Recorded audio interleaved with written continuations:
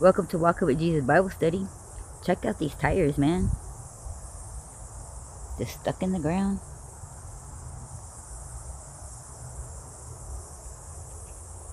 That is definitely looks like some old tractor tire. I don't know why they all just round about here. I mean, this is just nothing but trees in the midst of the trees, in the midst of the trees, in the midst of the trees, man.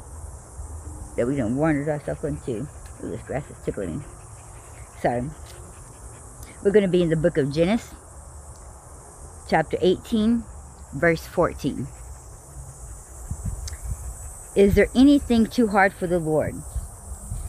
At the time appointed, I will return unto thee, according to the time of life, and Sarah shall have a son. I'm going to repeat that. Is there anything too hard for the Lord? At the time appointed, I will return unto thee, according to the time of life, and Sarah shall have a son.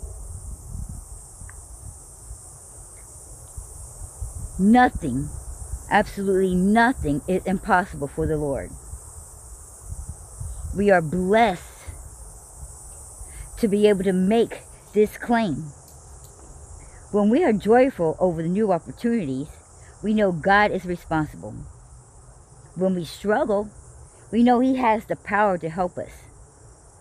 It seems to make no difference how attainable our hurdles feel or how impossible our dreams appear to be. He is present and ready to conquer each moment with us. We know that if God is by our side, we can do anything. The impossible becomes possible. Come here. Jane. No, ma'am. You stay on that tall grass and get over here with me. Thank you. Appreciate it.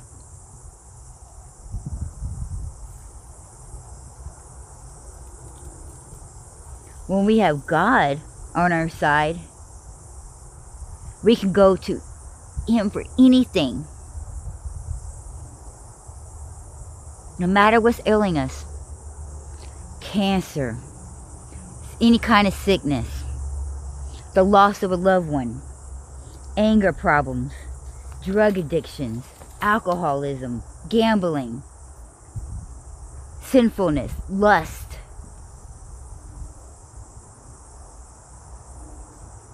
Sadness.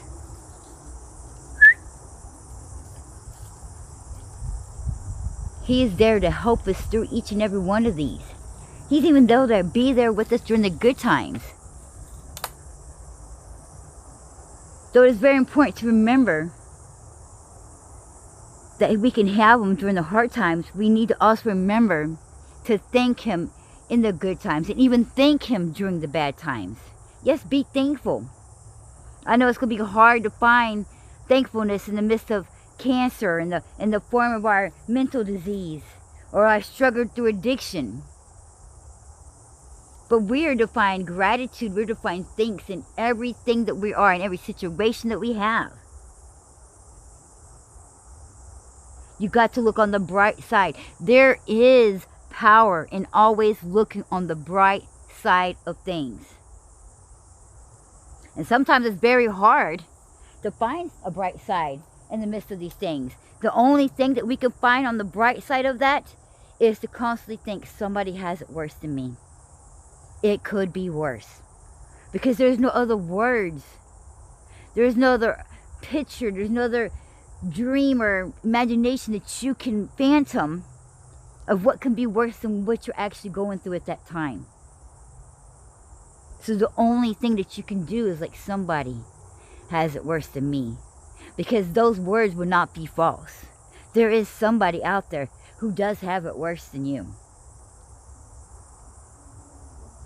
And even though we don't wish none of this evilness, none of this horribleness on anybody, we should have been thankful that we are not in that person's shoes. And then we should pray for that person. Because we know that we don't want to be where we're at. And we know that they don't need or want to be where they're at. So when you go to pray for yourself in that situation, go to pray for somebody that you know. You may not know them personally, but you know that there is somebody out there that has it worse than you. So begin to pray for them. Say, Lord, let me pray for somebody out there who has it worse than I do. If I can't take this, Lord, I know they can't take what they're going through. So let me pray for them, Lord. Let me pray for their soul. Let me pray for their strength. Let me pray for their courage. And helping others, we didn't help ourselves. That cannot be no more truer. And times when especially back in the day when I was highly depressed, I would go and do things for people all the time. It helped with my depression. I just wanted to see smiles on people's faces. Even though I needed to smile and there was nobody out there making me smile, the fact that I could make somebody smile made my heart sing. Because I didn't want nobody to feel what I was feeling. I didn't want nobody to feel the pain that I was going through.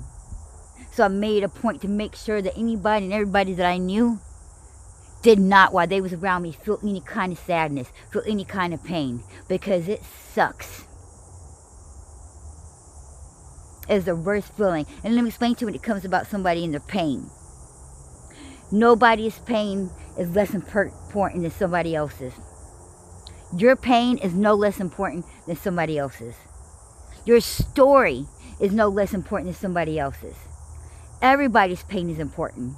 Everybody's story is important. No matter how big, no matter how small.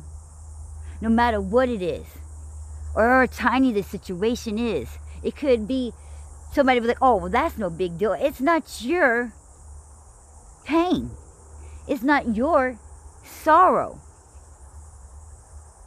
So how dare you say that to somebody, or to even think that, or pass judgment on their situation, until you feeling that pain. And you're like, oh, well, I've been there before, been in that situation, it's really not that bad. Yeah, well, it's not yours, you're not the one going through it. And you should not be dismissing somebody else's sorrow or somebody else's pain, just because you prejudge it on your own scale level. Because see, here's the thing. You may have been through some stuff before. You may have been through hurdles before. So that when it came time to you, when that one came around you, that was no big deal. Because you felt bigger. You felt worser. So that was just like, you could shoot fly, just get off of me. But that person, they may have never ever in their life ever had an experience before. So that was their first one. So you cannot tell me that first amount of pain did not matter. That was less important than yours, because you want to brush it off on your scale of level of how bad it could be. Do you understand that? So you cannot be passing judgment on what somebody's going through and how they should handle it. How long should they mourn somebody? How long should they be sad? It is not your pain. You're not the one going through it, and you don't know their whole life story. You have not lived their whole life. You don't know what their heart can handle.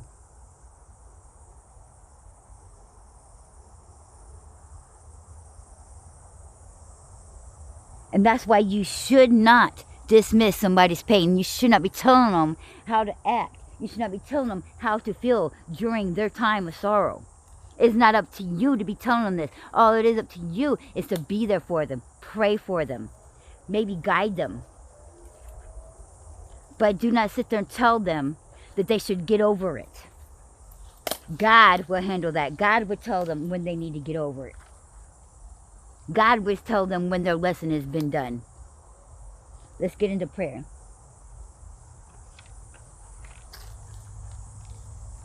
Dear Lord, nothing is impossible for you, and we are humbled by the fact that you are present to help us conquer each moment. We are thankful that you are there to guide us. We are thankful that you are there to understand us. We are thankful, Lord, that you're there to comfort us. We just want to love you and just want to thank you. Thank you for loving us, for being the one to understand our pain, for being the one to make things when it is possible